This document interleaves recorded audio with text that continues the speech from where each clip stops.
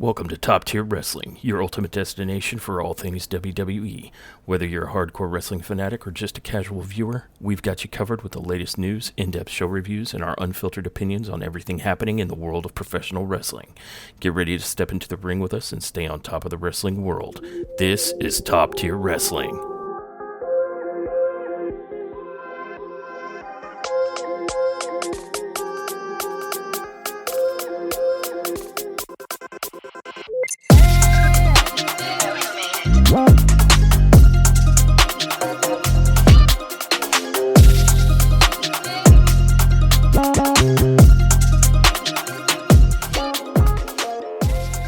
Welcome to Top Tier Wrestling. I'm your host, Josh, the Sultan of Suplexes, and joining me, as always, is my incredible co-host, the she-devil of super kicks, Dawn. Tonight we're covering the WWE SmackDown from May 9th.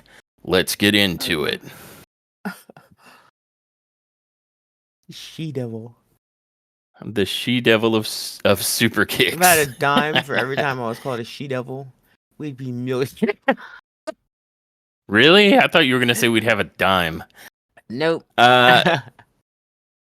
So we start this episode of SmackDown with Damian Priest menacingly walking through the backstage, and then Byron Saxton shows up and starts talking to him, and then shortly after that, LA Knight starts talking to him, and it's all with regards to the upcoming match that they have both tonight and at Backlash. Essentially saying at Backlash, both men are interested in going after the Intercontinental belt that Jacob Fatu possesses, but tonight they need to be on the same page and they need to know they have each other's backs. And they clearly are telegraphing that there's a lot of tension between these two men. Yeah. And that sets the stage for the opening match, which is Damian Priest and LA Knight versus Jacob Fatu and Solo Sikoa. And what were your thoughts on this match overall? You know, much like most of this particular episode, I'm gonna find myself not having much in the way of like getting real, like deep in the thick of it, because this was all kind of like a snack. Like this whole episode was kind of just like a snack of just chips and other stuff that you're not gonna get full on, but you want more, you know? I don't know if that That's a good analogy, actually. okay. Yeah, it makes sense.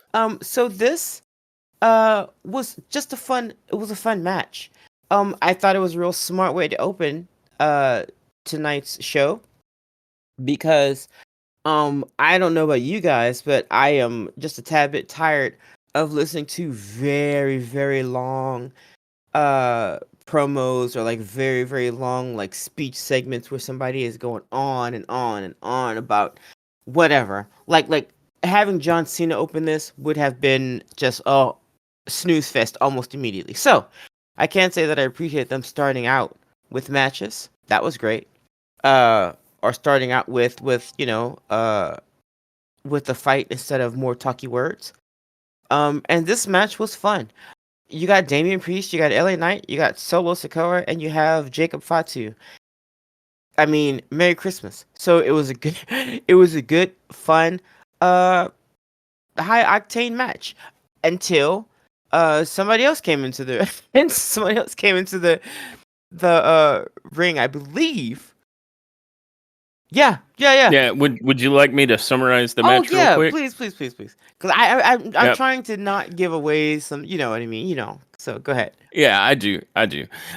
So in short summary, despite the early tension between Knight and Priest, they managed to secure a win after Knight hits the BFT on Solo, which I thought was fine. But at a certain point, I'm feeling like they're burying Solo a little bit. Like he comes in there to try and deliver the Thumb of Doom, which is already kind of, I mean, he's working uphill. That's his finisher. Mm-hmm. But then he just gets immediately rounded on and annihilated by Knight. And so it was just like, that seemed quick. Like I feel like Solo's getting slightly buried, but maybe that's just me. He is. Well, he is. I feel like he is for Jacob Fatu. Like for some reason, Jacob Fatu came along, and the audience popped for him. They lost it. They lost their shit because he's amazing, right? And not only that, but he's alpha dog dominant in the ring. Solo Sikoa used to be that way, remember? And then they made him do the stupid thumb. So now, Yeah. so now, instead of making Solo or keeping Solo the alpha dog dominant wrestler that he was when he was the enforcer for Roman, now I don't know why, but they've made him just like almost inconsequential, like they've made him almost a joke. Like he comes out, he does a little Yeah. thumb thing, and then that never works anymore. Like people just either counter it, or even if it happens, it's like cool story, bro. But then Jacob Foster comes along and blinks hard at him, and they fucking crumble. So Yeah, for me, the way that this particular finish was delivered, I'm like, well, why didn't he just do that to begin yeah, with? You know what I yes, mean? yeah, Like it was so easy to just take Solo out like that. yeah. And I think they were even near the ropes, and Solo didn't even try to stick a foot out or I something. just yeah, I don't know why they've decided that one of them has to go down with the ship while the other one gets to be raised on a platform. I'm not really sure why they're doing that with Solo. Yeah, I have a supposition. I tend to think that the story they're trying to convey here is you saw the week before Nick Aldis is like, I'm not the one that's jeopardizing or Right. sabotaging Jacob's career. You are, right? Mhm. So they're painting the picture of Solo and Jacob Fatu tensions. And in this particular instance, he was the weakest link, Right. But he keeps So being the it's weakest link. So they're telling a story that eventually Jacob Fatu is going to whip Solo's ass and take over. Like, I mean, they're basically yeah. telegraphing it, and they're doing so by burying Solo. And then you can fully expect not to see Solo for a while, and then you can expect to see him maybe in NXT, and then next thing you know, he's gone. Like, honestly, I feel like they're going this route with him, and I'm not sure why. You guys got him doing this fucking dumb thumb shit. Like, we all know that Solo can go in the Yeah. ring. We all know it. And now all of a sudden, because Jacob Fatu's come along, they both can't be dominant. They both can't be good. What the what? You took the words right out of my mouth. Like I understand what story I think they're trying to tell here, but I agree with you. Why not have? Because we know Solo's a badass. Like that, at least for a long time, they pitched him as such, Yeah, and now it's like he has to get out of Jacob's way. And I'm thinking, no, not really. Jacob Fatu can shine like without necessarily needing to, handicap his opponent. And so I'd rather see a match between two Samoan badasses than one who has like fallen off the wagon and can't get anything yeah. done. Um, but just to finish up the summary in the post match after Sikoa gets pinned by Knight, LA Knight and Damian Priest, like any pretense of alignment, immediately goes out the window and they start attacking each other. Like Damian Priest jumped in and was like apparently mad at LA Knight for winning. And so gets in his face and then they start, throwing punches back and forth. But not long after that, Jacob Fatu comes into the ring and attacks both of them. And it looks like it's going to be, that same scenario where it's Jacob Fatu standing tall after like hip attacking both Priest Oh, and LA well Knight like now, 55 times well now, each. let's not forget the But important part of him licking the side of his belt and then freaking out. oh Lord, yeah.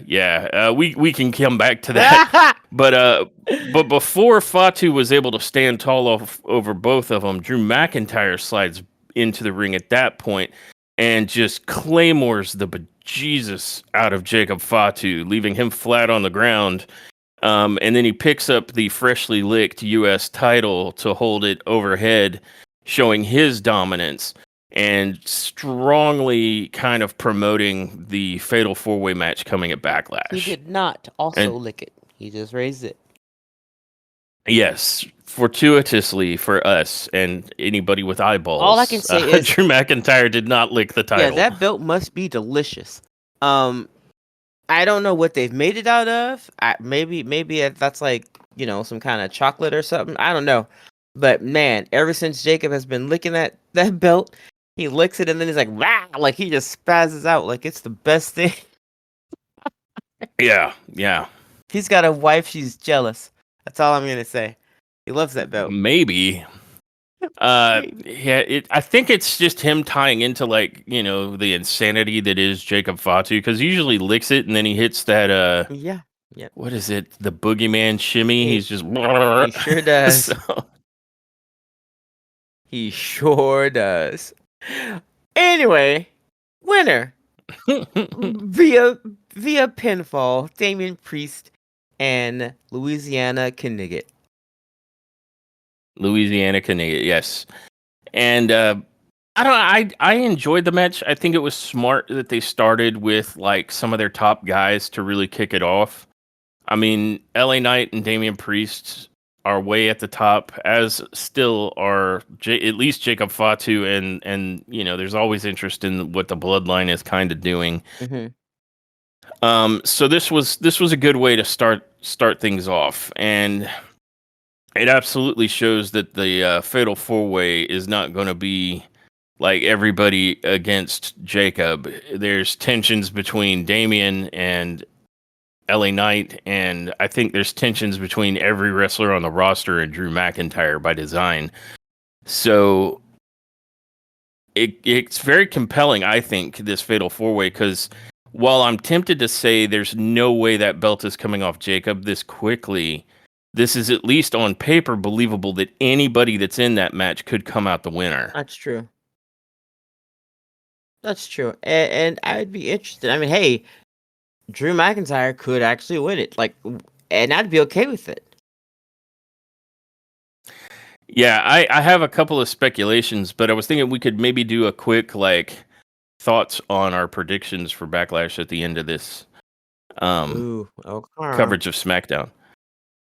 But that might be. Okay. I mean, I'm willing to give that a try, but I hadn't even thought about it. I'll think about it while we go through. Yeah.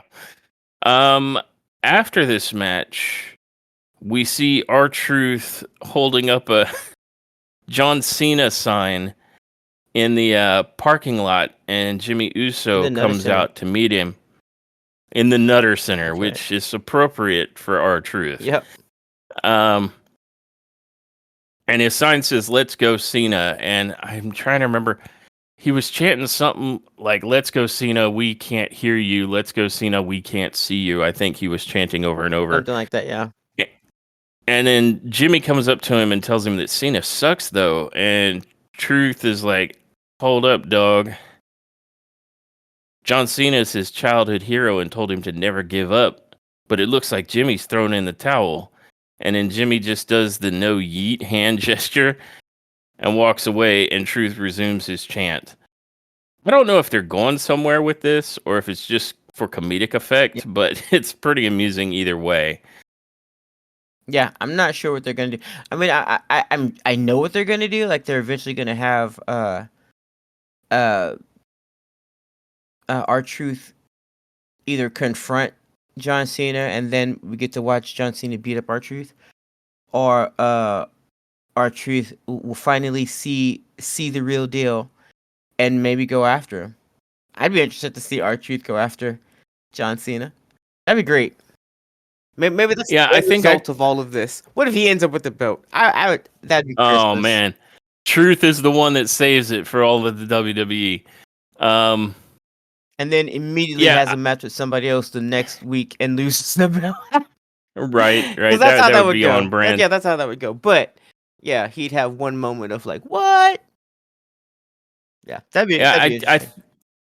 I think I agree with you. I think at some point he's going to approach Cena, or Cena will walk past him or something, and Cena will finally have had enough of Truth's, antics, and he'll say, I said it before that it's not just the fans that are against me that are trash. It's the ones that are for me. Y'all just use me like I'm some sort of product to you, or whatever it is John Cena's stupid line is these days. Yeah.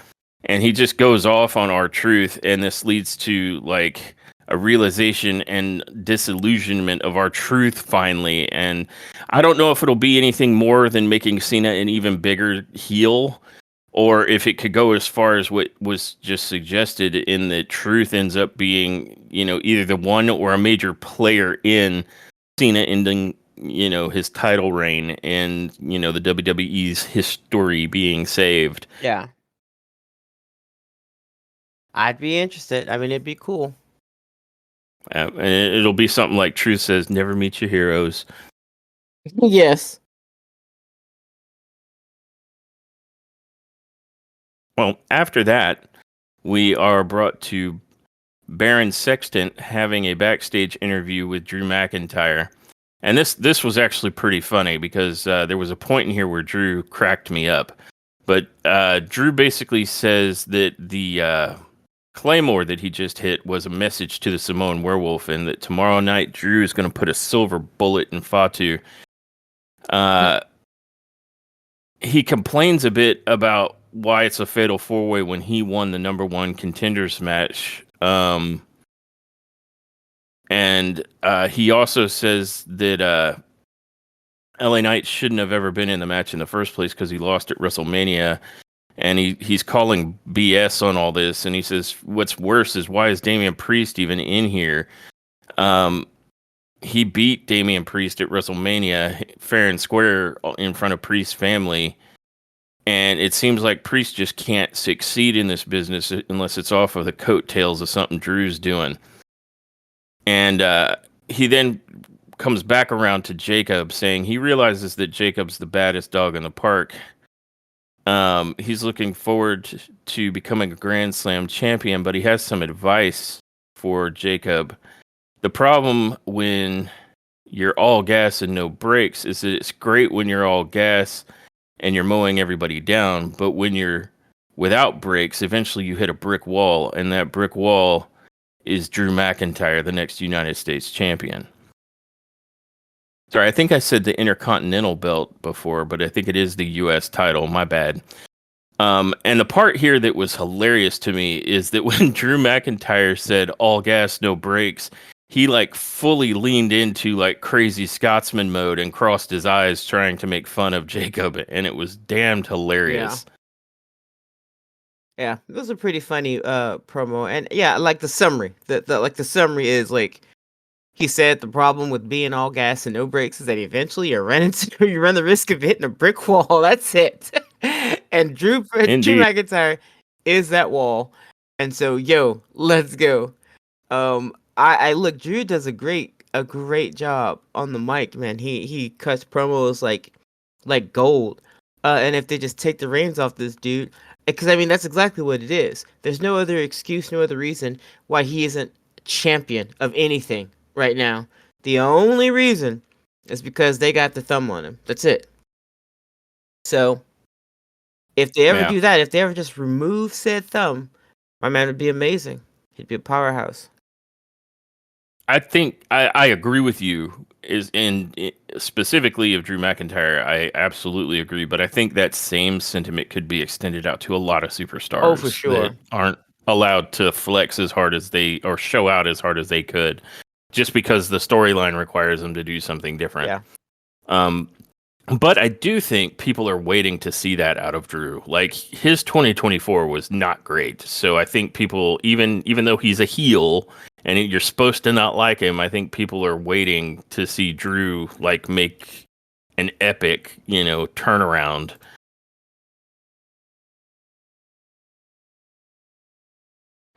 Following that, we are shown a scene where Chelsea Green is having a memorial service with the secret Hervis, commemorating and lamenting the loss of Chelsea's U.S. title reign. She's got a little table. She's wearing a veil, and they're like, "There, Chelsea. We gather here today to remember the storied title reign of Chelsea Green." And that's when Nick Aldis and Zelina Vega walk in, and Chelsea is kind of like, can't you see we're having a special, like, what did she call it? Like a eulogy, but she used some strange word, like a herlogy or some, or yeah. No, do you remember? You're right. That she said they were having a memorial. What she call it?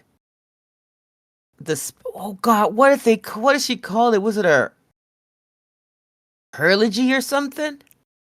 I think it might have been a herlogy, playing off of the Hervis kind of a thing. And Nick says, "This is my office." And she's all like, "I knew you wouldn't understand." And then Zelina goes on to mention how pathetic this whole situation is. And Chelsea then replies, "Of course you wouldn't understand the pain because you have no friends, no girlfriends." And Zelina says, "No friends, huh?" And challenges Chelsea and Piper to a tag team match with her and her non-existent friends. So it's going to be Zelina and a mystery date versus Chelsea and Piper. Because Alba does And not wrestle. I guess not. But Chelsea's like, "No, I'm mourning. This is ridiculous." And Nick's like, "No, I like where this is going." And he makes the match official. Um, After that, we get a promo from one Alistair Black. Because him and Zelina Vega have to be right after each other every single time one is shown. The other is not far behind for some reason. Well, Well, I mean, I'm starting to believe that that's in the contract. Like real talk, I do. I'm starting to believe that. yeah, it could be. I mean, obviously they're married in real life, right? And they've been apart for a long time, so maybe it's a little of that. Maybe. I mean, that would be my best guess anyway. But Alistair goes on to try and defy people's expectations, saying, "This is where you expect me to speak in riddles, to pick up where I left off, presumably his last run." And he said, "Well, that part of him has been buried ritualistically and violently. But what he found 6 feet deep was not earthworms or dirt. No. It wasn't even death. It was the truth." And he says the truth is that he came back because he truly believes he's the consequences that this company so desperately needs. See, he's more than just the man that whispers in shadows, despite what everyone seems to want him to do and what they think he might do. And he doesn't mean that in any kind of villainous way. No, it's so much bigger than just mere good versus evil. It's more than any of that. It's more than fog or, just a symbol would ever do. He says he's here to confront all of us, the WWE Universe and the roster, both mentally and physically. And we'll be the ones to decide which is worse. And he says he hasn't quite figured out Carmelo. Or has he? Donna! and that's the promo. Thanks for not speaking in riddles and such. I mean, it wasn't bad, but I felt like you were telling me a whole lot more about like what you aren't than what you are. Yeah, I agree. So second match, excuse me, of the night, which is Chelsea Green and Piper Niven. Just in case you guys didn't know, because Aleister Black's promo just hit, that means that we're going to see Zelina Vega. But she has a special guest partner. And they honestly, they honestly did not telegraph this at all. And I had no idea who her partner was going to be. Surprisingly, it was Alexa Bliss. What? No. What? And I guess, so I'm not gonna beat around the bush here. I will say, my opinion of this match was it went up considerably when Alexa Bliss came out. Honestly, I was not looking forward to this match at all. And I love Chelsea Green. I love Piper Niven. Zelina Vega is whatever. But I still wasn't like super over the moon until Alexa Bliss showed up. And then I'm like, okay, well, all right, let's go. And as expected, Alexa Bliss was great to watch. I enjoyed the parts where she was in the match. And guys, I'm not trying to be difficult or overly mean. to Zelina Vega. It's just that I'm unimpressed. I am still unimpressed by what she does. And I guess I'm supposed to be impressed that she could get in the ring and do anything because she's 3 feet tall, I guess. But I'm not. I'm not. I need more than that. I mean, Rey Mysterio he's got a foot of height on her, okay? So he's like 4 feet. Cool. But, he gets in the ring and he does the damn thing. His stuff's believable. I just don't find anything that she attempts to do, like she's trying to pick Piper Niven up. Shut up. Like, girl, you can hardly pick up your little bubble head in the morning off the pillow, and you trying to pick up Piper Niven? Stop, Cap. I don't know if the kiddos say that anymore, but Cap, that's Cap. I'm sorry, I don't want to hear that. That's come on. And how do you not know you can't pick up Piper Niven? Like how have you gone through your wrestling career? How have you had the experiences in your life and then get into the ring and assume that by somehow with some ninja power that you don't have, you can pick up Piper Niven? Okay, whatever.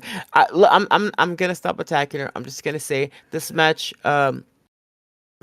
ended up being better than I originally thought it was gonna be, and only because Alexa Bliss was added to the mix.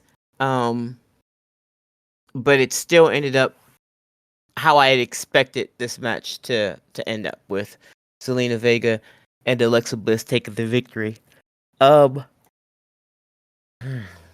Like, yeah, I don't know. I don't know what to say. I don't know how I feel about the belt being in Zelina's hand.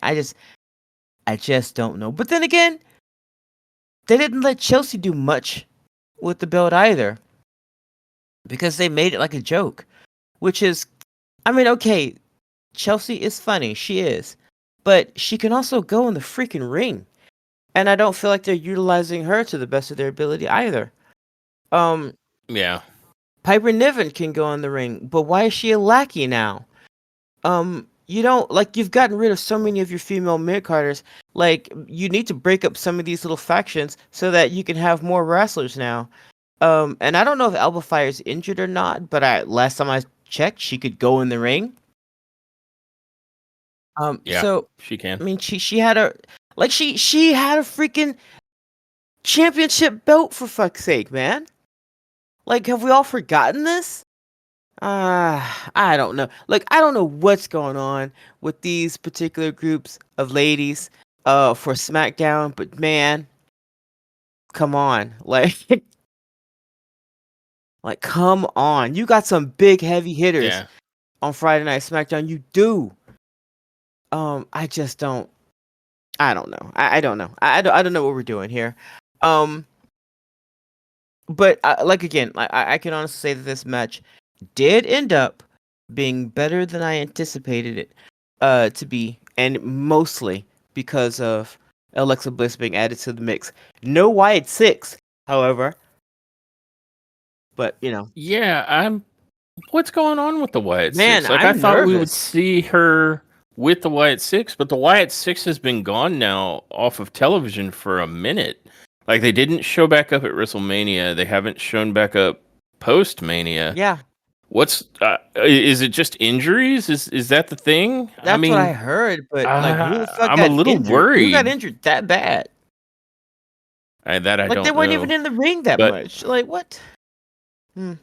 yeah, but I admit I was surprised. I thought Bliss disappeared off television after making her debut comeback kind of a thing, because she was going to be reintroduced as part of the Wyatt Six, but then here they just had her come out to have a match with, as a tag partner for Vega. So I'm really curious as to what the plans are with the Wyatt Six and Alexa Bliss Yeah. and all of And that. to make Alexa Bliss's appearance even like stranger, something else happens with her later on in the evening that we'll get to that just made me scratch my head even more. So I'm not sure what's Yeah. going Yep. on. Yeah. I agree with you. Pretty much wholeheartedly. This match was made better by the inclusion of Alexa Bliss. It meant were able to have more of a match instead of what felt like the last time we saw Zelina Vega in there was the whole contrivances of the referee signaling to her to get out of the way and how Piper had to bump into Chelsea. This was much more straightforwardly an actual match. There was even like a cool like combination move with Alexa Bliss where Zelina Vega was attempting to go for the code red on Piper, and I think it was Piper, right? Yeah. And to help get Piper over because Zelina is like 20 pounds soaking wet, Alexa Bliss super kicks Piper in the face, which leads into the flip for the code red, and so that looked good together. And then this I think was when neither Vega or Piper were the legal combatants, so that just leads to both of them kind of rolling out of the way so that Alexa Bliss can tangle with Green, who attempts the unprettier, but Bliss counters out of that into the Sister Abigail DDT to pick up the victory. And this, to me, felt a lot better because I feel like Zelina Vega requires more so than other wrestlers, like to the degree that it strains my believability and it seems much more obvious, requires the participation of her opponent in her own moves. And then you had the contrivances with like the referee, and it's always got to be some kind of like, oh, she ran her into a turnbuckle, because unfortunately Zelina Vega is, like you said, 3 feet tall. She's so little, and I think that makes this very difficult. But then again, it could just be the way she goes about it, because to be perfectly honest, like Alexa Bliss is not huge either, but Bliss has found a move set and a way of carrying through her matches that doesn't hit me the same way as it does for Zelina Vega. So hopefully maybe Bliss can pass some of that on to Zelina since they want to put the belt on her. I also think you touched on a fantastic point that, like, I don't think these new mid-card women's titles have yet had a great showing.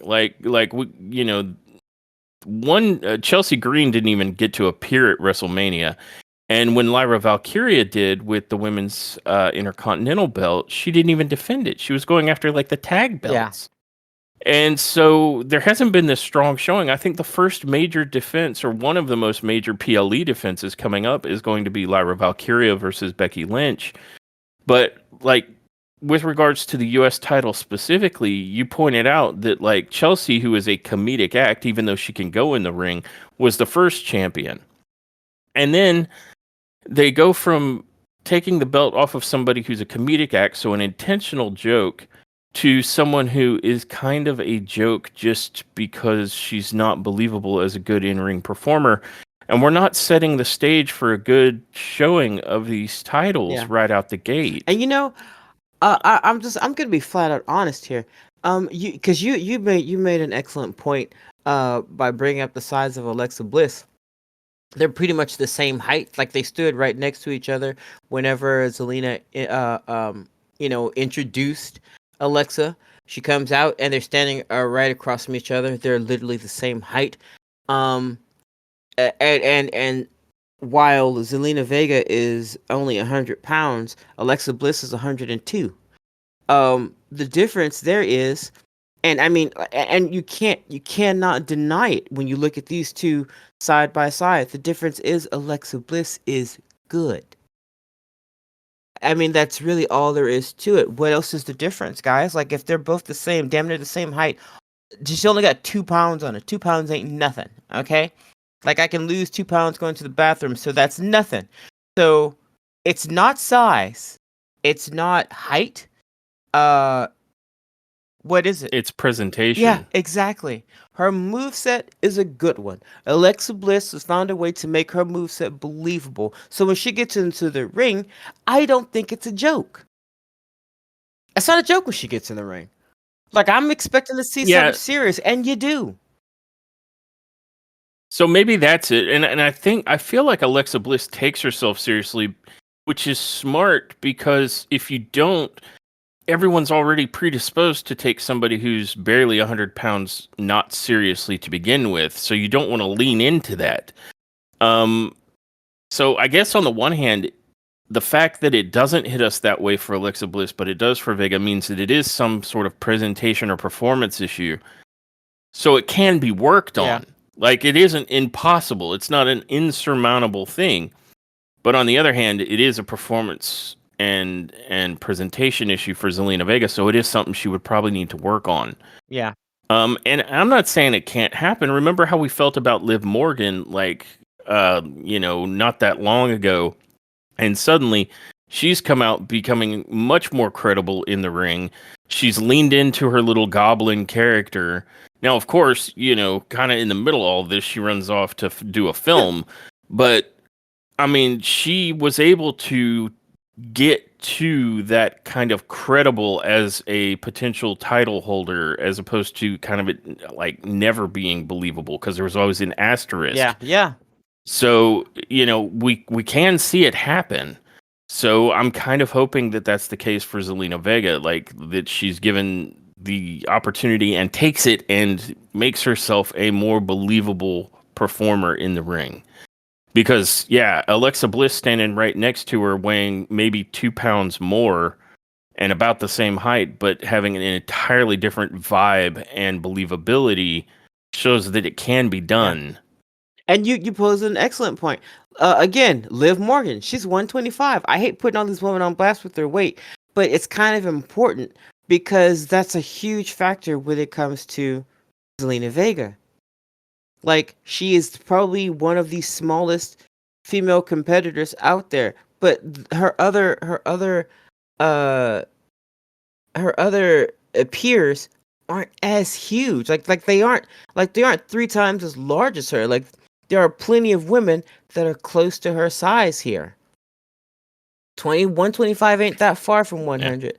Or 102. Like, so these are all comparable weights here. The difference between all of these women is that Liv Morgan has decided to take herself a little bit more seriously, it looks, in the ring. She still keeps her little sexy persona, which is appreciated, but she goes hard on the paint in the ring. Alexa Bliss. Yeah, exactly. Literally, the wind blows too hard, we may never see her again.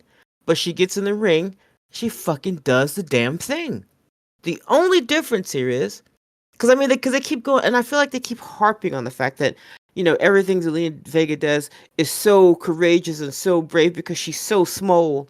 And it's like, yeah, you guys can't do that, especially after you've brought out someone who's literally the same size as this woman, and she comes out and shows her up. You can't go on and on about, oh, but she's trying her best. She's a little scrapper. Look how small she. You can't. All you did was show me that Alexa Bliss could at any time get in that ring and take that belt from her. That's all you showed me. And now I'm like, yeah, let's do that. I hope she does. Yeah, I would love to see that happen for Bliss. The thing is that she could, but Alexa Bliss is a world champion contender. Yeah. She's not a mid-card act.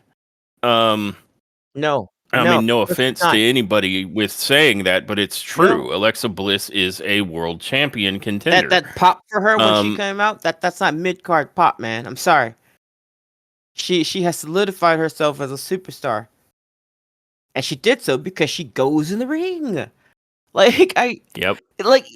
Before I liked Liv Morgan, Alexa Bliss was my girl. She was small, but listen, she tore some ass.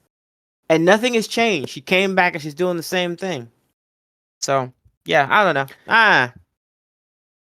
Yep.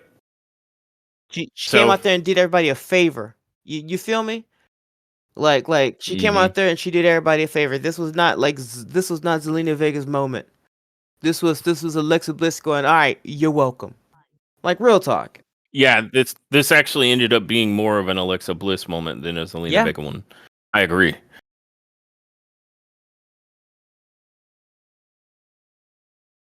But a better match than we thought it would be, honestly. It wasn't until Alexa Bliss got added to the mix that we got excited about it at all, because I felt like we had seen Zelina Vega kind of tangling with some member of Chelsea and the Secret Harvest now a few times, and we were unimpressed in the previous showings. Yeah. So we were like, oh, this again. So Alexa Bliss really did make this much more interesting. Yeah, I miss Meat Chin. It really was her spot.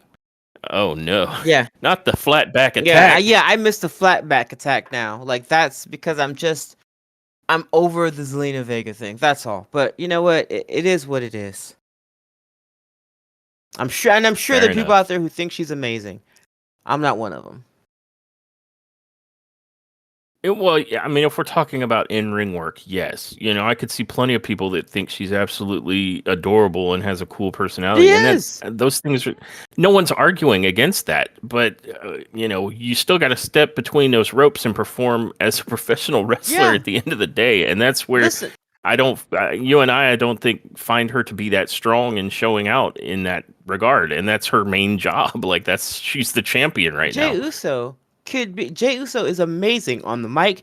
He's amazing when he comes out. His promos are great. His opener or when he comes out his song, his entrance work, all that's amazing. But if he got into the ring and sucked, I wouldn't like him.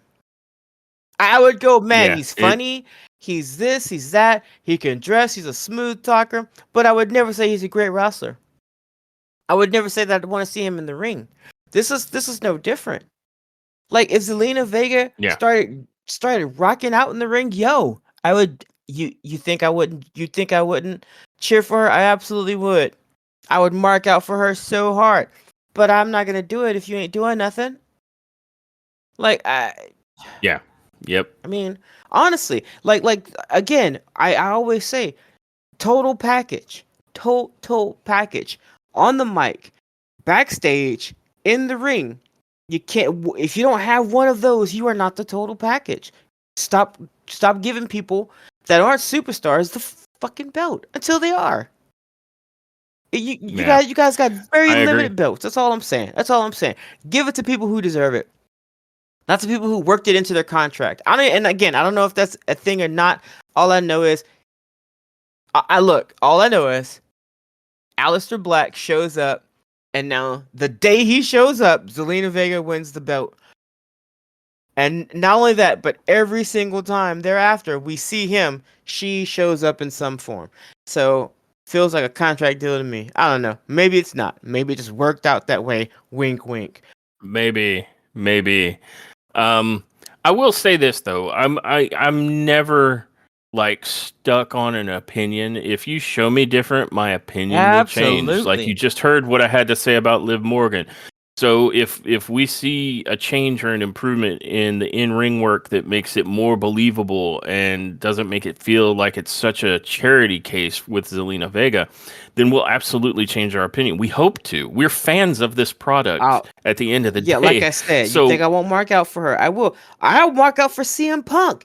You guys, you know how I feel about CM Punk.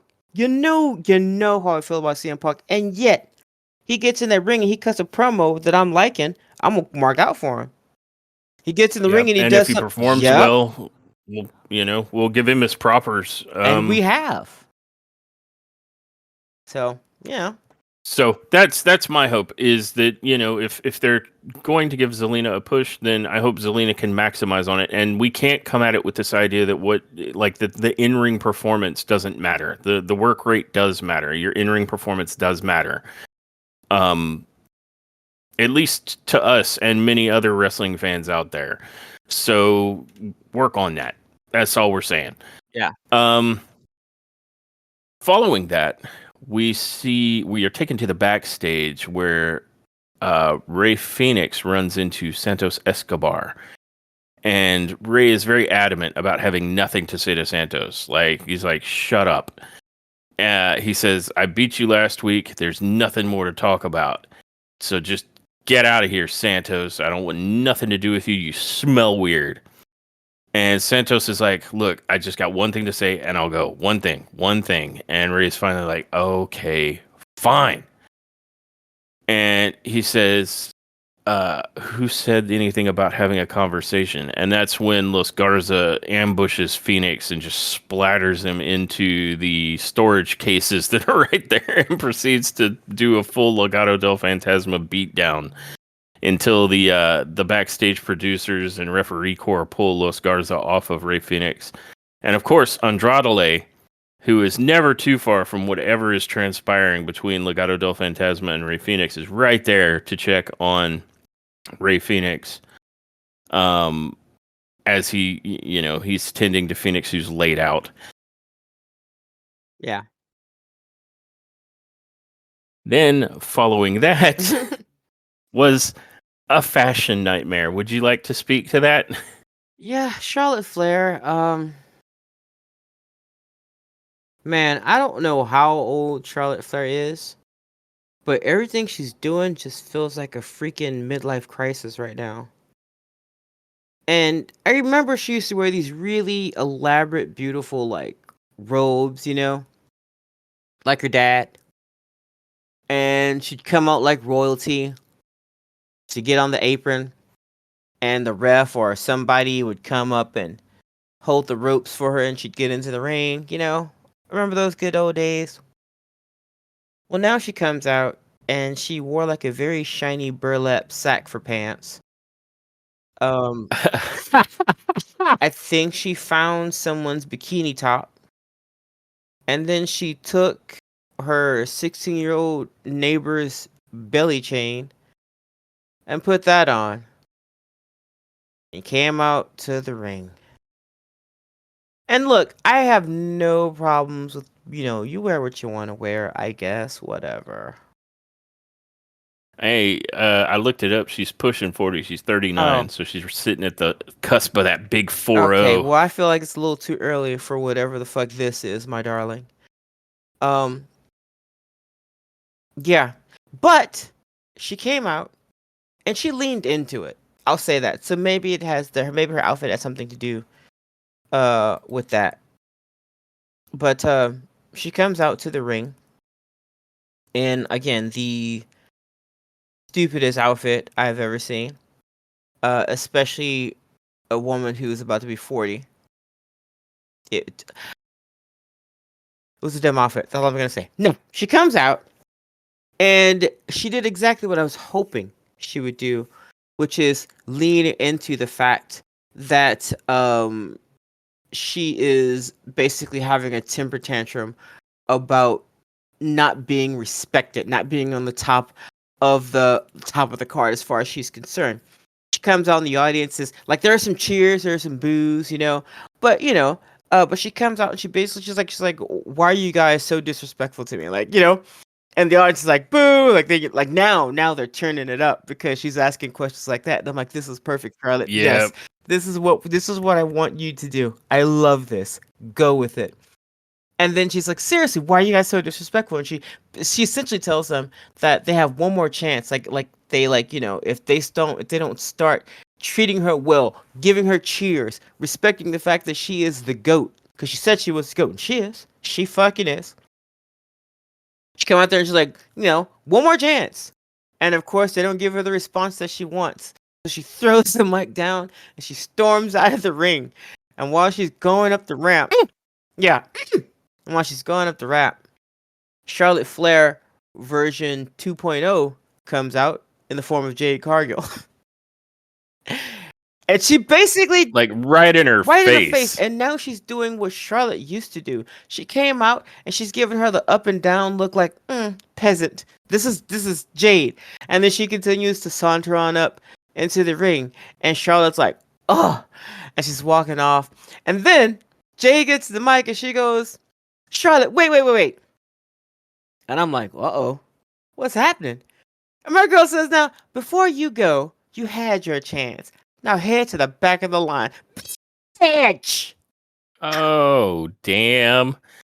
I still don't know why Jade Cargill was out there in, like, a sexy cowgirl outfit. Yeah. I'm not complaining. I just don't know if that was just a fashion choice or if there's some sort of, like, rodeo thing going on in Dayton that I'm unaware of. Came there. Maybe somebody can comment on this episode and explain it to me if there is a reason. Maybe she looked up Dayton, Ohio online and she saw somebody like maybe she saw some ranch hands or something. She's like, oh, they're cowboys like Texans. And she did. I don't know. Or maybe this is the outfit she wanted to wear. Again, not complaining. Yeah. But I just didn't understand why. I feel like I've seen that outfit too before. And I'm not sure when or where or on who. Or maybe that's another video that I'm mixing it up with. Anyway, Um, but any hoozle, she told her to get to the back of the line. Now, man, you stopped Charlotte, who was already fucking leaving. You stopped her just to tell her to move faster. Like, I'm like, damn. So Ice cold. It's an ice storm that's coming. Holy seriously. So crap. Charlotte, like, they get a clip of Charlotte walking down the ramp with her mouth open, like, and I'm like, oh, this is beautiful. Chef's kiss. I love that. And after that, and I'm not really sure.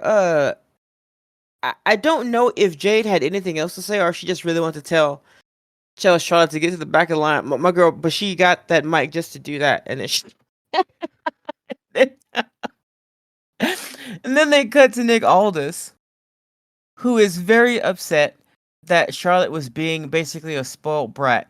Like, she's being extremely unprofessional by leaving the arena. And he tells Charlotte to stop throwing temper tantrums whenever she doesn't get her way. So then after that, we cut to Charlotte about to get into her SUV. Like, she wants to go home, I think. And out of nowhere, Alexa Bliss shows up.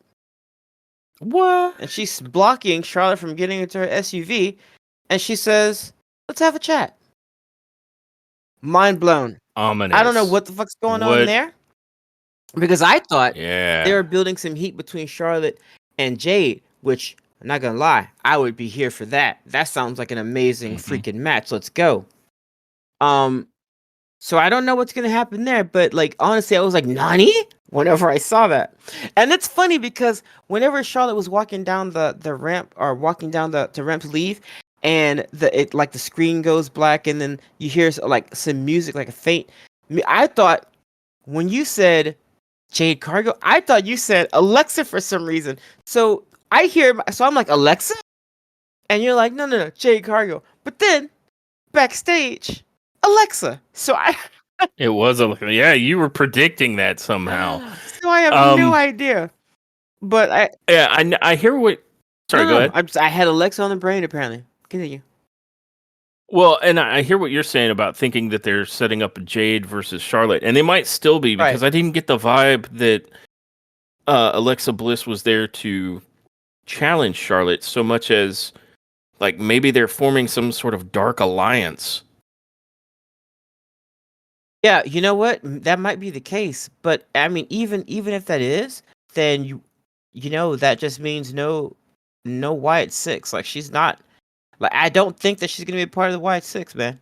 Which just takes me back to worrying about the Wyatt Six. Yeah, I really don't know what's going on with the Wyatt Six, but I guess Alexa Bliss is back, and she doesn't want to be on the sidelines for whatever reason they're sidelining the Wyatt Six. Yeah. Or who knows? Maybe this all ties into a bigger plan where Charlotte ends up being a member of the Wyatt Six. I don't know, but it definitely posed some interesting, kind of questions, But that then led us, and this was ultimately the reason Miss Jade Cargill had come to the ring. That leads us to the third match of the night, which is Jade Cargill versus Nia Jax in a number one contenders match with Tiffany Stratton joining at ringside to survey who her new number one contender will be. And I'll just give a quick summary, and then feel free to we'll give our thoughts. But basically, this is a really good match between Nia and Jade. They both looked fantastic together.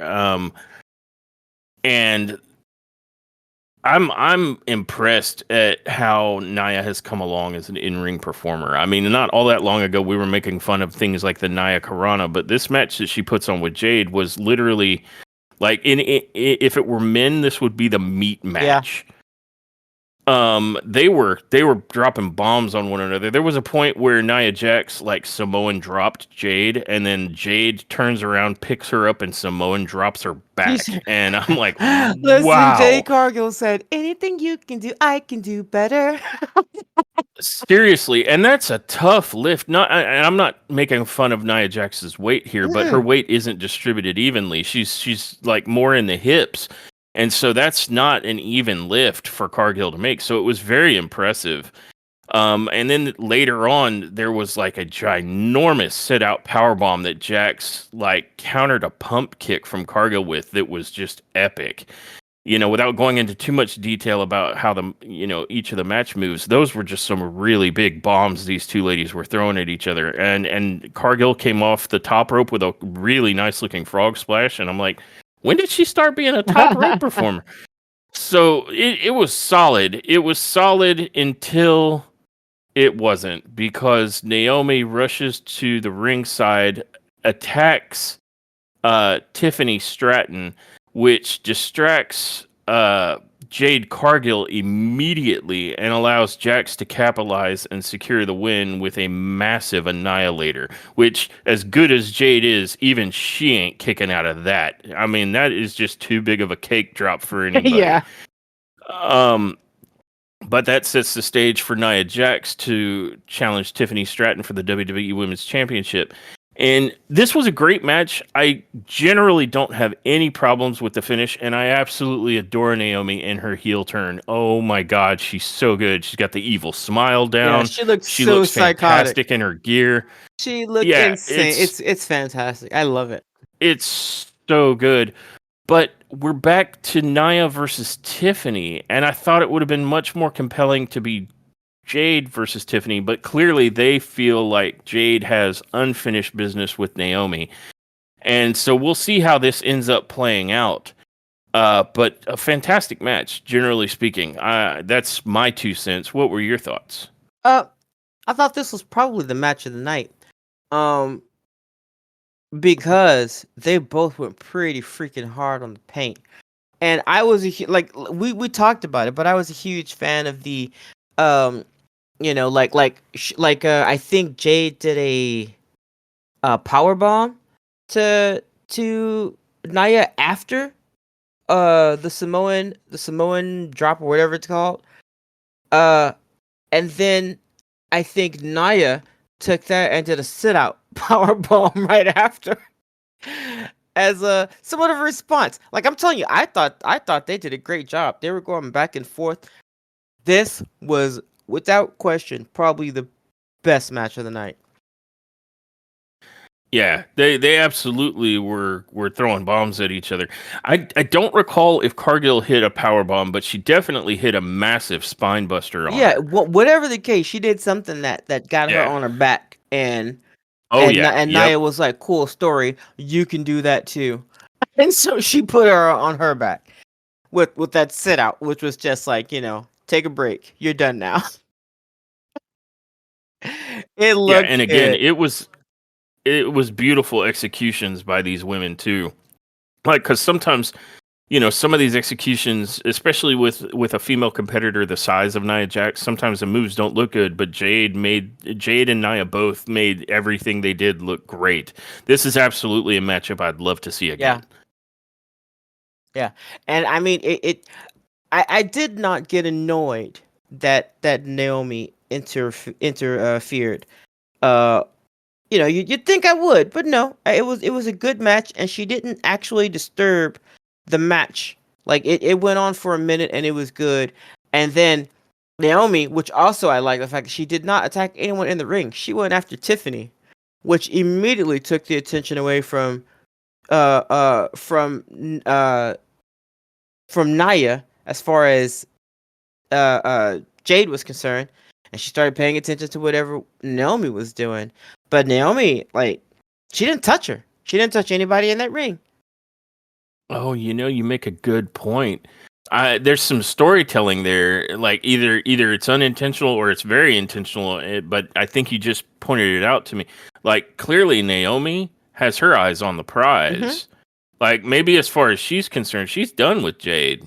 But Jade clearly isn't done with her. But Nia, I mean, not Nia. Sorry, Naomi said she wanted that belt. She said that she was gonna go for it, and so now not only does she get to kill two birds with one stone, right? Well, that's what she's gonna do. She goes out there, she fucking pisses off Jade Cargill, makes Jade lose the opportunity to go after that belt, and I fully expect for her to somehow screw with this match between Nia Jax and Tiffany. I feel like she's gonna. I feel like she's gonna Indeed. screw with it, and I think Jade Cargill will probably come out there and screw with her. But yeah, if this ain't over between them and Naomi don't care. Naomi wants some gold. So multi storytelling here. I'm all for Naomi getting some gold. This heel turn and her character work is so good, and she's a good enough. I mean, she's a very good in-ring performer, save for like punches that swing at the air. Everything else is pretty fantastic, and she's worked on that. So, I would love for Naomi to get a chance at a piece of the big gold, because she's putting in the work. I adore this heel turn that she's done. It's so good. It's better than John Stupid Cena's one. But I've made that case in the past. So I'm hoping this leads to Naomi catching some gold, honestly. Yeah.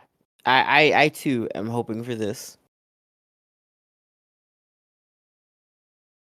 But following that slobber knocker of a match, we are taken to the back where B-Fab and Michin are standing in the walkway, and you see the Street Profits walking by, and B-Fab and Michin take the opportunity to praise the Street Profits for their performance, and we're also given the opportunity to see that the Street Profits are like taped up everywhere, like they are beat to hell from the TLC match from a couple weeks ago.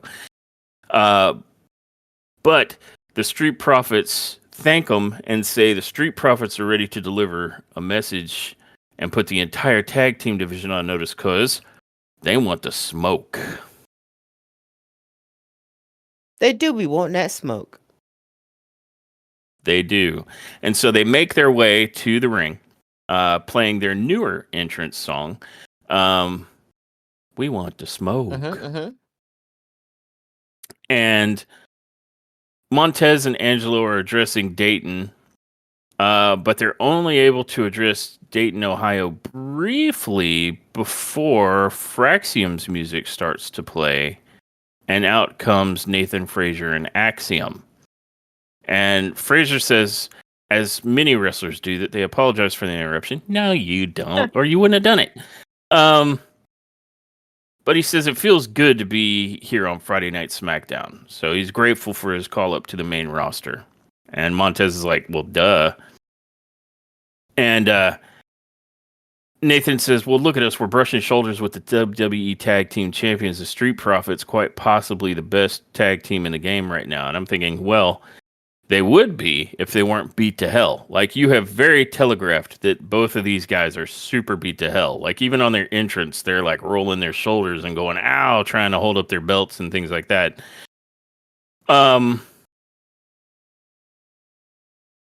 And Frazier goes on to say, hey, you remember the piece of advice Shawn Michaels gave us when we left NXT? And Axiom's like, oh, right. It says, the one direct command is that when we see an opportunity, we take it. And Axiom then chimes in and says to the Profits, we think you guys are amazing. We think you're one of the best. But we saw you out here and we thought those tag titles would look great on Fraxium. And Dawkins is incredulous. He's like, hold up. You guys have been here for what, 5 minutes and had like, what, 2 matches? I mean, they were impressive. I'll give you that. But do you think you deserve a title shot against us? And Fraxium is like, yes. And they're like, are you serious? After 3 weeks? After we just put on that classic? Yeah. And then, of course, Nick Aldis shows up. And he says, hey, I kind of like what I'm seeing here. And you're right, they're new. But the best way that I can think of, and I think Dayton, Ohio will agree, for them to prove themselves is to face the Street Profits right now. And I'm thinking, is it the best way for them to prove themselves against a severely beat up, like highly telegraphed, like these guys are limping to the ring Street Profits? Is that what does that prove? That you can beat injured Street Profits? But it is what it is. And right then and there, we are brought to our fourth match, the Street Profits versus Fraxium. And This ends up being a very high energy bout. Fraxium showcased their agility and their teamwork, and the Profits managed to hang in there despite being really badly beat up. But ultimately, as you would imagine, as was heavily telegraphed, Fraxium's able to secure the win on a beaten and battered Street Profits. Yeah. It wasn't for a belt. It wasn't even an eliminator match, but it does give them a lot of clout. And at the end of the bout, they all shook hands and shared some mutual respect. That's the summary of the match. What were your thoughts about this match? Fraxium, still looking good. And I look, I think it's a real big push for WWE to have Fraxium on like their third match with SmackDown. Have that be a contenders match for the belts, or for the opportunity to have a shot at the belts. That's kind of a big deal, and they did indeed deliver. Man, this, you know what I said? Like, this is probably the males match of the night, honestly. Because I'm remembering really cool things like the pin, that was stopped by Montez by thumping on one guy's back and then laying Axiom out with an elbow. Like, I think it was like a clothesline of some sort. Like a flying elbow? Yeah. Like 2-for-1. Like, he basically steps on Nathan to stop him from the pin on Angelo. I mean, honestly, like, this match had it all, and the Street Profits just keep looking better, man. Like, I thought after all these years of seeing them in the ring that I would not be any more impressed, and that is incorrect. Yeah, not only should they have the belts, they deserve the belts, and I don't see nobody else on the level of the Street Profits to get them belts. Not yet. So, absolutely fun, high octane match. With lots of false finishers, and considering that even like they did, because I thought that Nick Aldis making this match official, I thought that was pretty shitty when his champions are beat to hell. And normally he does that kind of thing as a punishment to heels whenever they're being pricks. But this was not the case. And it's not like I didn't disagree with the Street Profits. Like, you guys really did just show up. Axum, like Fraxum, you guys showed up yesterday. Like, before then, you were in the you were in the nursery, like, you know, living your best life, and you know what I mean. You just got here, and now you want to match with us. Yeah, y'all are still warm from the incubator, and you want to hit the champions up? You still covered in Similac. Are we really doing this? You know, but yeah, I guess they were. And for it was good. I thought it was really fun, like crazy, like oh my god, we need to rewind this. What just happened? Like, it was one of those matches. Fantastic. It should have been the main event. Not really sure why it wasn't. It was a banger. I agree. Yeah, I mean, it absolutely should have been the main event. And the fact that it wasn't, I'm kind of scratching my head about that. Yeah.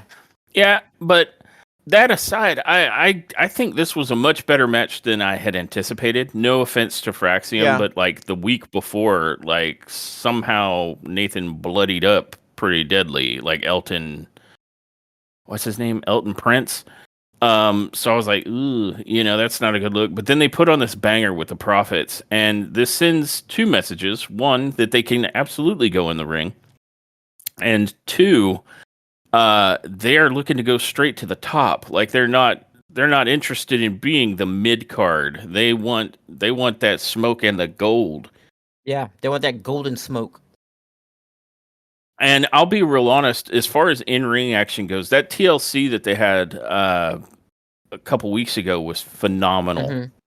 And I think some of the better in-ring action is coming from the tag division. Certainly the men's tag division here on SmackDown. Like, they're trying to elevate the in-ring work with their performances. And this was another one of those. Like, this had everything. It was Like very fast paced, a lot of high flying moves, as you mentioned before, a lot of false finishes. It was fantastic, and I mean, kudos to the Street Profits. I don't know how banged up they actually are, but they sold the whole time that they're beat to hell and still put on a banger of a match with Fraxium, and Fraxium rose to the occasion. So fantastic work. The tag division, the men's tag division, is looking real solid on SmackDown. Yeah. I agree. Now, this moving on from that match. Yeah, go ahead. leads us into the backstage segment with Tiffany Stratton. She's backstage looking for Naomi. Nia shows up and tells her to focus on her because she's coming for the belt, and Tiffany ain't bothered. She says she'll beat her just like she did with Charlotte Flair. Toodles! So yeah, she ain't bothered. Have you noticed that Nia Jax is like, she ends most of her promos now looking like disgusted and shocked at whatever gets said back to her? She's like, the hell? Yeah. Pretty much. She's sitting there like, what the Nani? Yeah. Which I thought was hilarious. But then, that's pretty much it. That was pretty much that little segment there. Then we saw a Gunther and Pat McAfee video package again. You know what? I'm not gonna lie. I'm just slightly hyped about that. I'm slightly hyped about the match between Gunther and Pat McAfee. But to be perfectly honest, I'm usually hyped about a match with Gunther in it because he's so damn good. He is. He's good. And I think we're also hyped about Pat McAfee. And I know everybody wants like this is an underdog story for sure. I feel like people would really love to see Pat McAfee somehow give Gunther his comeuppance, but I just don't. Yeah. I don't see it happening. Although there are some details to that, and if we get to speaking to like our predictions for Backlash, I'll speak to that more. But I'm very interested in this match nonetheless. Yeah. After that, we get Miz and Carmelo backstage, and Miz is basically hyping Carmelo up for his match that's about to happen. With, of course, against Aleister Black, which was that was set last week. We saw that little bit there. So yeah, he hypes him up. Who's him? Yeah, who's him? Yeah, that kind of thing. I am.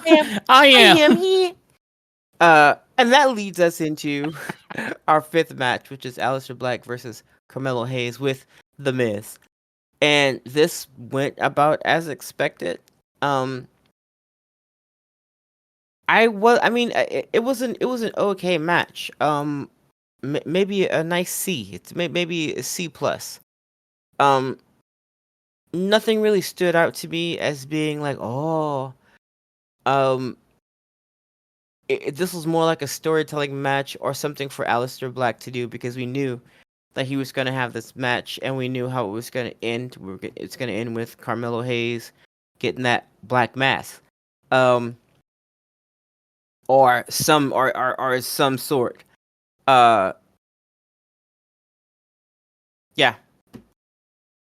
Or actually, no. Yeah. No, I think Black rolls him up. He rolls Carmelo up for the pin. Yep. But then he gives Miz the black mask because Miz came in again. Yeah. All acting out of pocket. Yeah, surprisingly, when I looked at this match, I was like, okay, Carmelo and Black are actually kind of giving each other as good as they're getting, right? This is a fairly close match for a good portion of it. But then, it ends up being sort of a comedy of errors near the end between Hayes and Miz. Yeah. I think like Hayes inadvertently knocks Miz off the ring, and then Black rolls Hayes over to pick up the victory. But Hayes never eats the black mass. Instead, Miz charges the ring afterwards and clobbers him with a black mass. And this match, I don't think settled anything between Carmelo and Black. This match, I think, sets the stage that these two need to keep hashing it out a little bit longer. Because Carmelo didn't eat the black mass, and it was a quick roll-up Yeah. pin. If anything, it settles that the Miz can, Aleister Black has the Miz chin on speed dial anytime he wants, but him and Carmelo, I think there's more still there. I agree. And I'd be willing to see it. I think this is a nice little opener for those two. But it was not the match of the night, but it was a good match.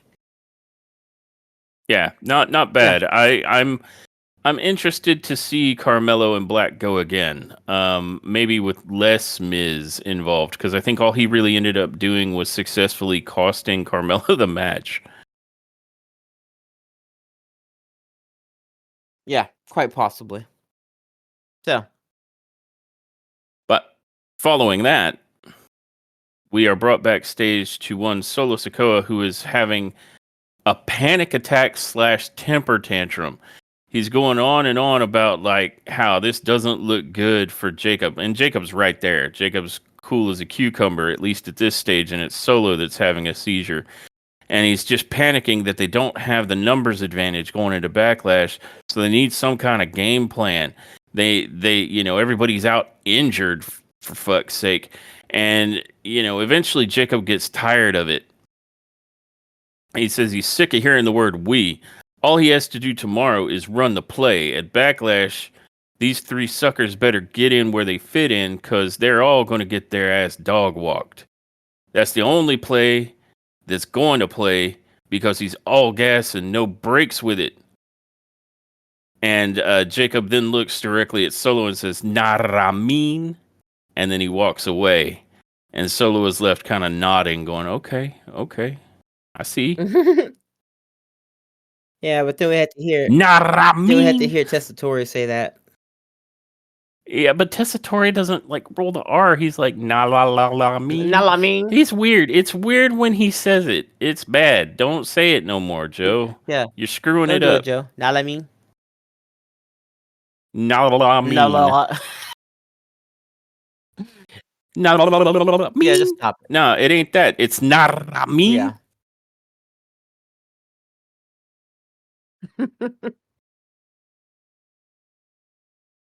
And then, following that, Fraxium runs into the Motor City Machine Guns, and they're having a tiff over who's the newest, babyest tag team on the roster. Spoiler, it's Fraxium. Now, the Motor City Machine Guns say they like what they see so far, and they hope Fraxium can keep that same energy, because at some point it's going to be Fraxium and the Motor City Machine Guns. But that's when DIY shows up and ambushes both of them. And Ciampa says Fraxium didn't beat the Street Profits tonight. What they did was take advantage of two guys who were clearly still banged up from TLC. So thank you, Tomasa, for, giving us the synopsis of what we all just watched. I can't disagree with him on that. And Gargano then says, unironically, or he's trying to be unironically, says that only lowlives do that. I have to say it. The tag team division, I wasn't sure where they were going with it, but I like where we've arrived. Yeah, me too. And to be perfectly honest, Johnny and Ciampa actually looked real good here. They looked real good in the TLC, and I constantly refer to them as the Vanilla Midgets, and I can't not be down on Johnny Gargano, but if they play this right, DIY could be less the weakest link in this whole situation. Yeah. And I'm cool with that. Yep. I agree. They're starting to look real good.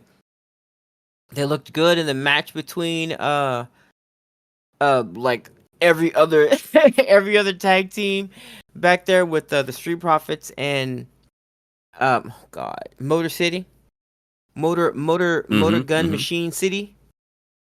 They looked good in that match. They looked good here. So just keep that same energy.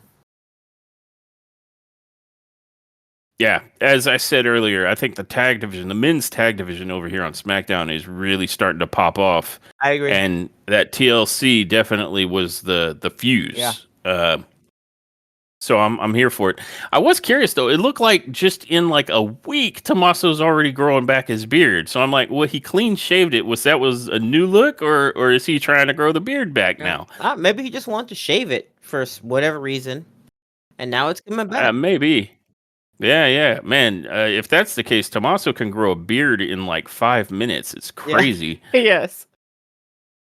Um, but after that exchange, we are led into the sixth match of the evening.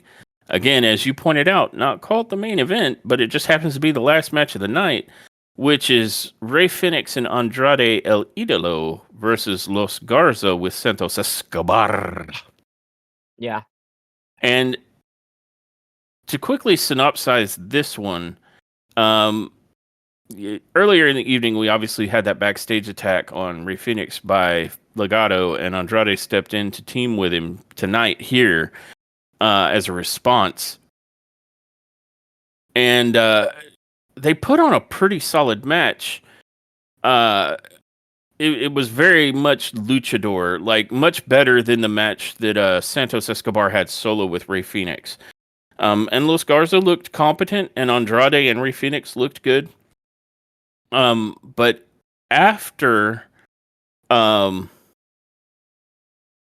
want to say after Andrade and Phoenix secure the win, with an interesting combination. I want to say in the final moments, Phoenix nails Berto with a goodbye amigo kick, and then takes off with a somersault plancha against Angel.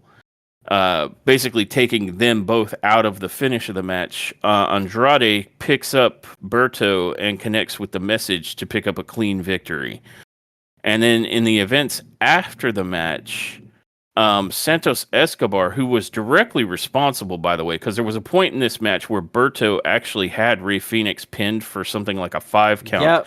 But Santos had gotten up on the apron to interfere, basically distracting the referee, but that just worked against Berto, who had reversed the pinning combination from Phoenix into a pin that lasted clearly more than was needed for him to have won the match.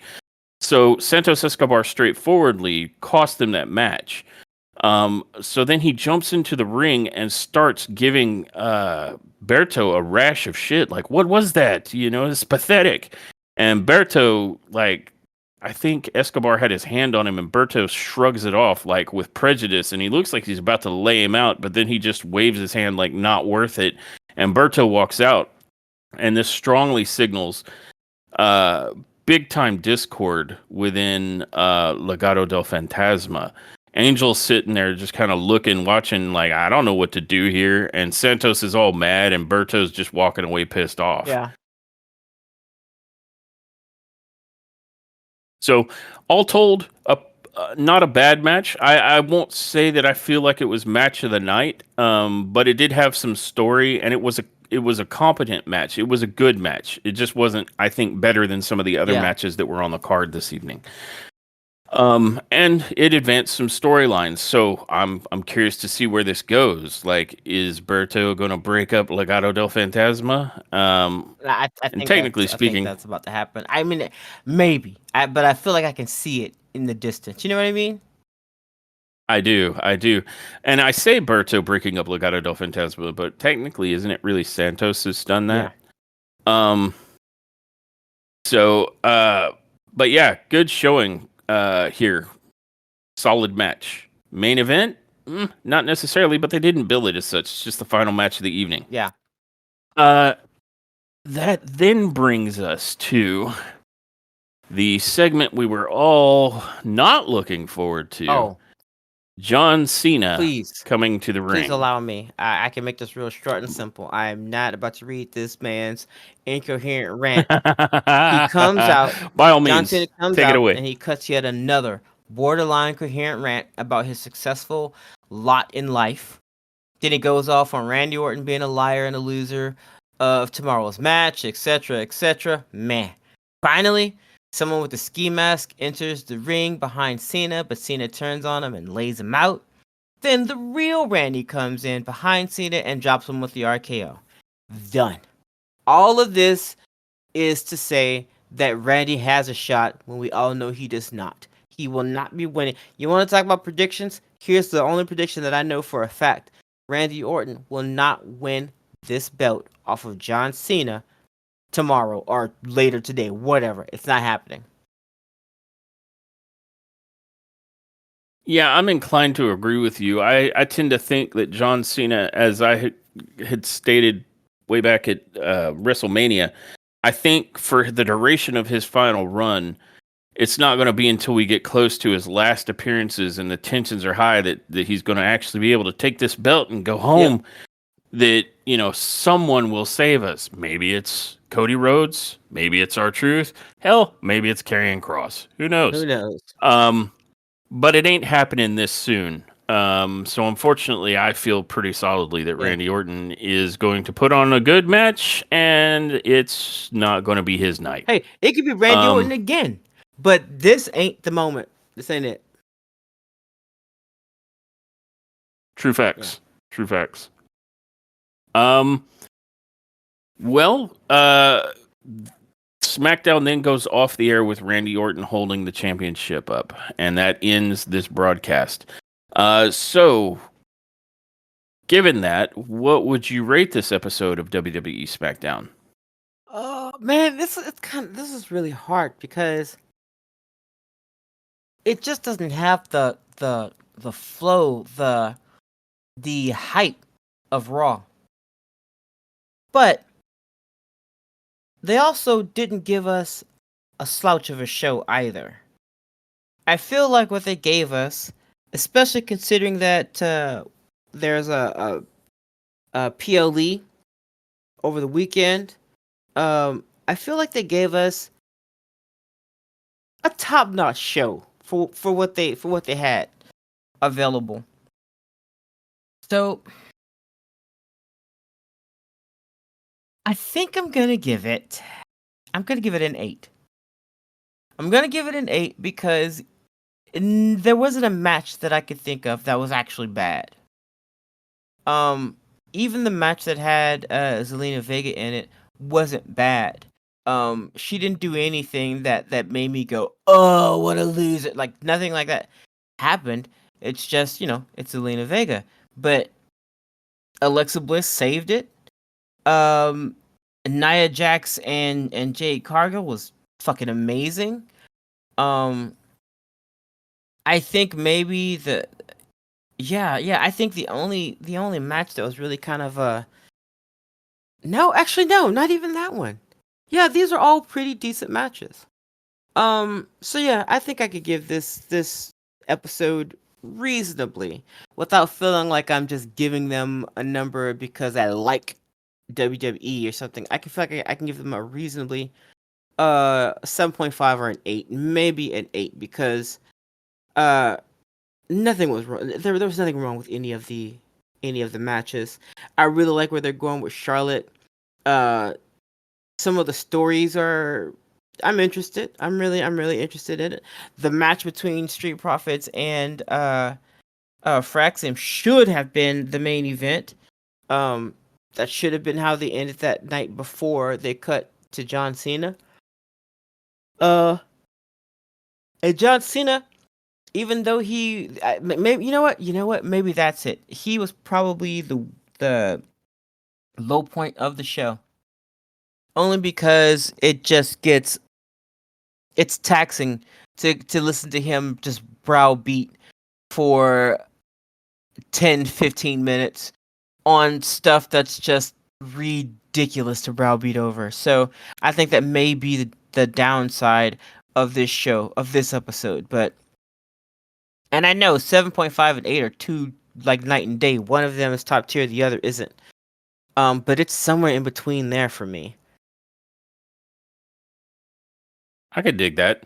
I think for me, if I weigh the show on its merits and look past the fact that I just genuinely have more investment in the events and the superstars going on Raw, that's not to say that I dislike anybody over here, but some of these story arcs and some of these acts are being built, right? Fraxium just arrived. Whatever they're trying to do with Legado del Fantasma is still kind of fresh, and it's just still catching interest. So I'm more invested in Raw. And so when Raw fires on all cylinders for me, that's peak. When SmackDown fires on all cylinders, and for all intents and purposes tonight it did, Yeah.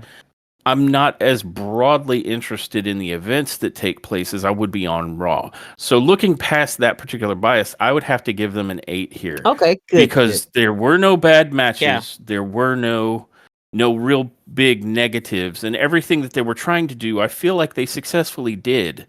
They also built some interest in some of the matches that are going on in Backlash.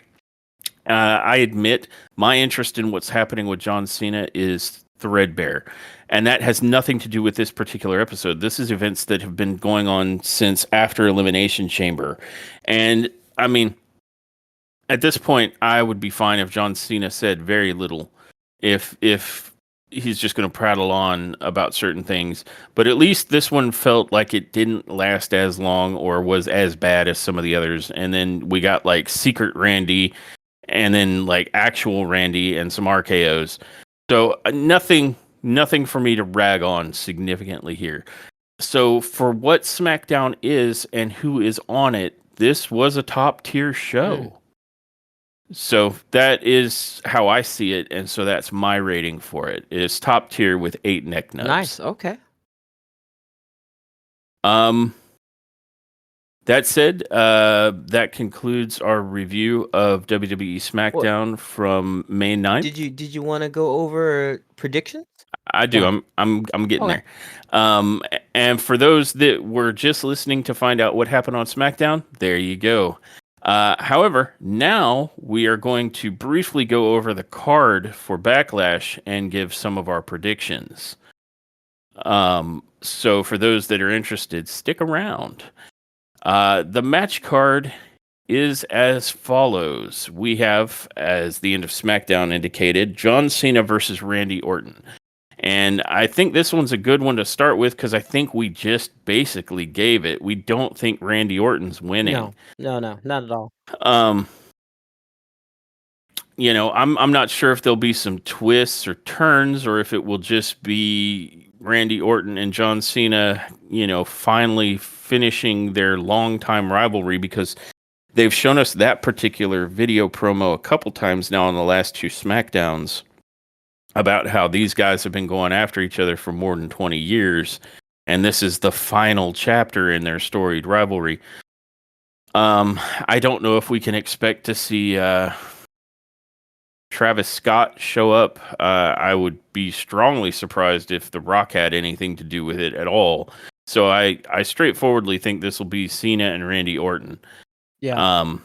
And again, for the reasons cited, it's so early in Cena's reign, and I think the story arc is that he's going to go almost till the end of his final year before he drops that belt to anyone. It's not going to be Randy Orton's night. Nah, bro. I don't think so. Nah. But then the second match on Backlash's card is Lyra Valkyria versus Becky Lynch for the Intercontinental Championship. And this plays off of the shocking betrayal that Becky Lynch performed by attacking Valkyria in their post-WrestleMania. And so now the two are going to face off with the championship on the line. And the last, I want to say the last segment we had with them was Lyra Valkyria beating the brakes off of Becky Lynch. So if we went with our normal formula, that would imply that Becky Lynch might be winning, but I'm not sure I see it that way. How about you? Yeah, I would normally say that whoever ends on the high note, the next time they interact, the other person is going to win. I don't think that's going to be the case here, though. I don't know if Becky is just here to put Lyra over, but I don't think she's going to win this match. I think it's going to be Lyra for sure. Think for sure. I think it's going to be Lyra. Yeah, I tend to agree with you. Not for nothing, I think it would be a little too soon to take the belt off of Lyra Valkyria. So I don't think the timing is right, because she hasn't really done much with it since she's had it. So it's like, oh, know. And the fact that Becky Lynch is a women's world championship competitor, and this is for a mid-card belt. So I tend to think that this is going to be Lyra Valkyria stepping out from under, her idols and showing that she's on their level, if not superior. Yeah. So I predict Lyra Valkyria beats Becky Lynch. You think Bayley's going to interfere? I do, and I'm not sure exactly how. I think the most straightforward way that she interferes is that Becky Lynch took her out for WrestleMania, right? So she comes back and she gets revenge on Becky Lynch. And that may very well be how we believably have a rookie, or I guess rookie is still fair to say, a rookie Lyra Valkyria defeating a veteran like Becky Lynch. So maybe that happens. I guess we're not. Maybe they're not doing anything with that almost turned on her thing that Bayley was doing. I don't know. Maybe she tagged out and said, "We'll let Becky do that instead." So, it could just be that straightforward that Bayley comes for Becky and Lyra secures the victory over a storied veteran. Yeah. So that's entirely possible.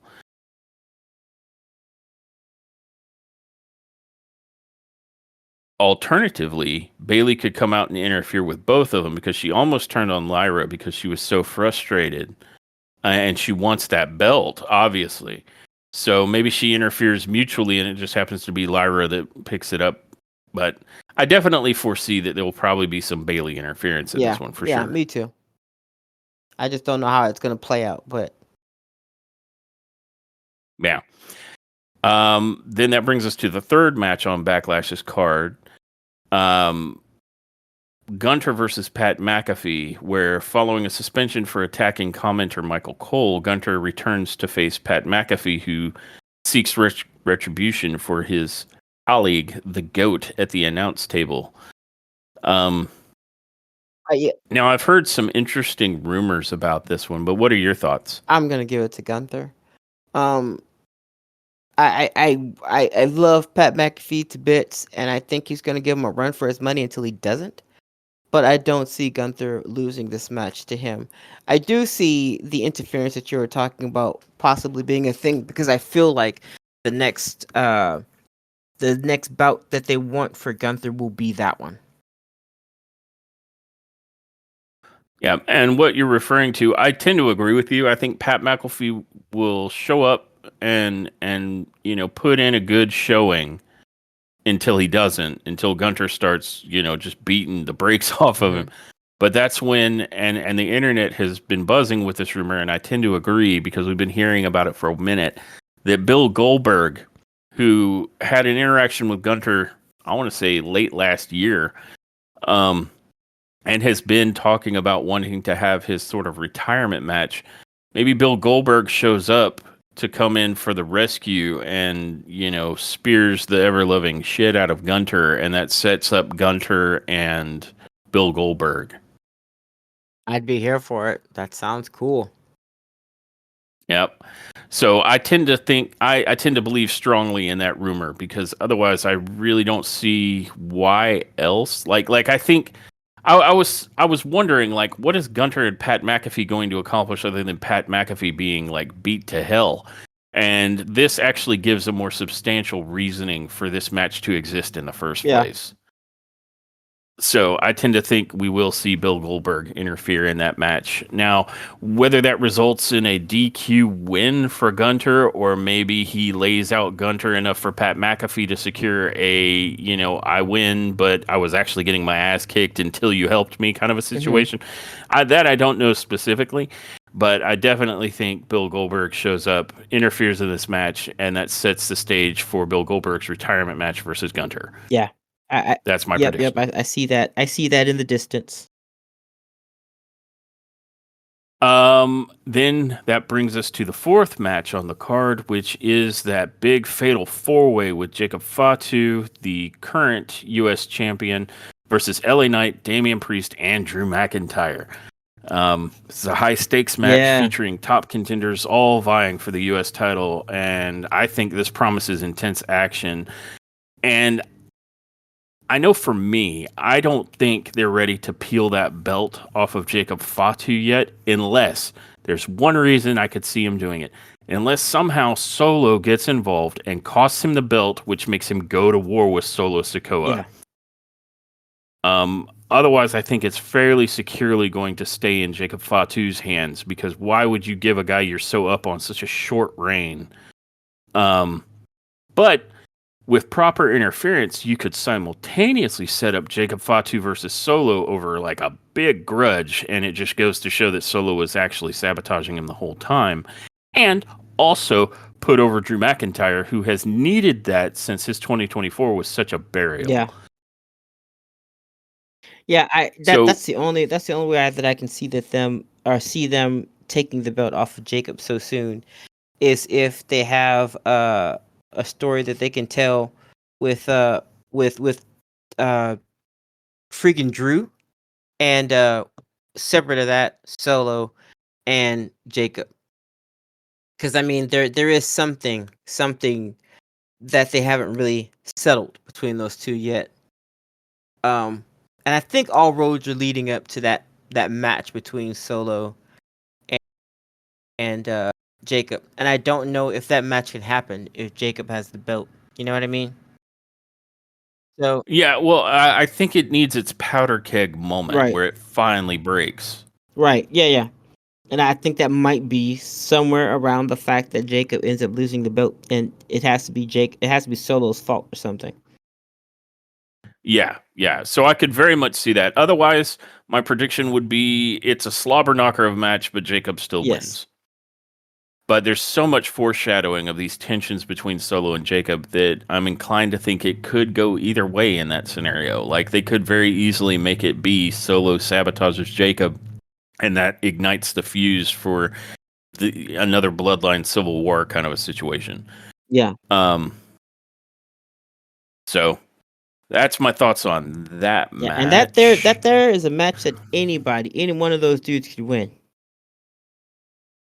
Yeah, it's a fantastic matchup for those reasons, right? Like, I mean, I know what we just speculated, but honestly, like, LA Knight could come out the victor, Damian Priest could come out the victor, Jacob could win it, Drew could win it. This is a great group of guys that could all come away with this belt. So it's wide open in the possibilities, but given the likelihoods of different storylines that are going on, I still predict, like, either Solo interferes, costs Jacob the match, and Drew for sure comes away the winner, because I think he needs to go up.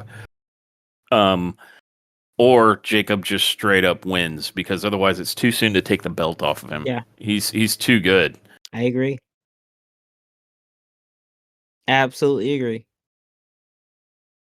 And that brings us to the last match on the card for Backlash, which is the WWE Intercontinental Championship match between Penta El Cero Miedo and one Dominic Mysterio, the current Intercontinental Champion.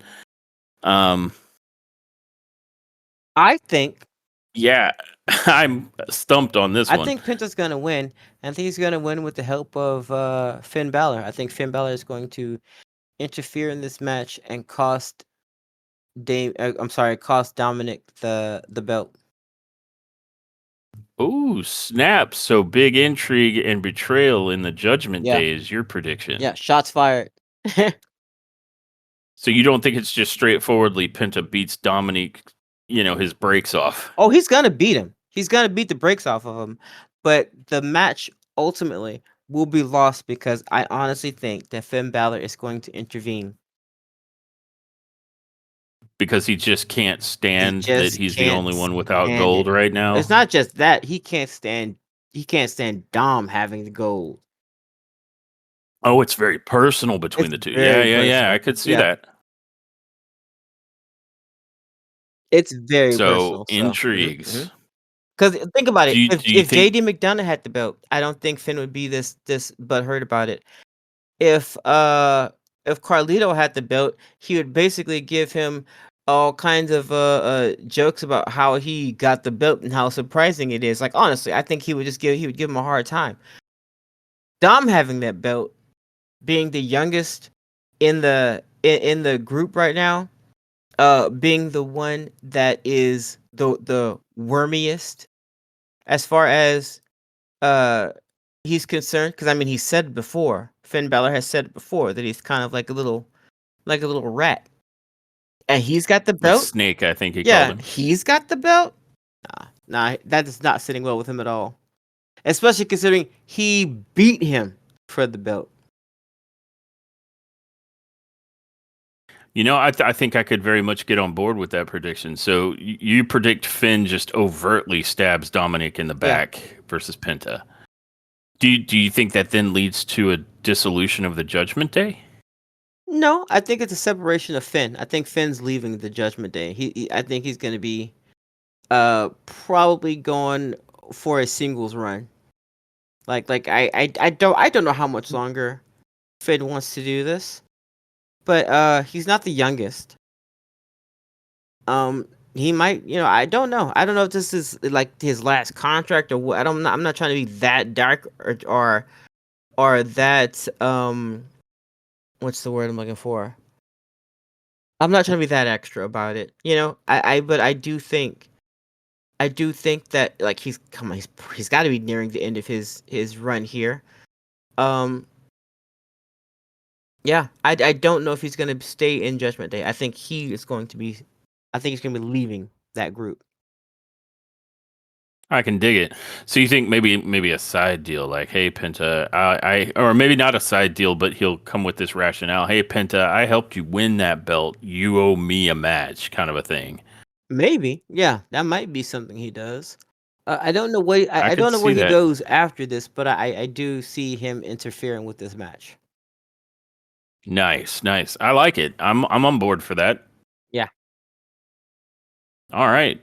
Well, there you have it. Our predictions, our top tier predictions for WWE Backlash happening later on today. I want to thank everybody who joined us for this episode, and I hope everyone will join us for our next episode, which will most likely be our coverage of the events of Backlash. Until then, I don't think there's anything more for me to do but roll the outro. Oh, no. Thanks for tuning in to this episode of Top Tier Wrestling. We hope you enjoyed our deep dive into the latest WWE news and shows. You can find us on all major podcast platforms as well as our YouTube channel where we upload all of our episodes. You can also follow us on Instagram and X for updates and to join the conversation. Until next time, everyone, remember, wrestling is always better when it's top tier.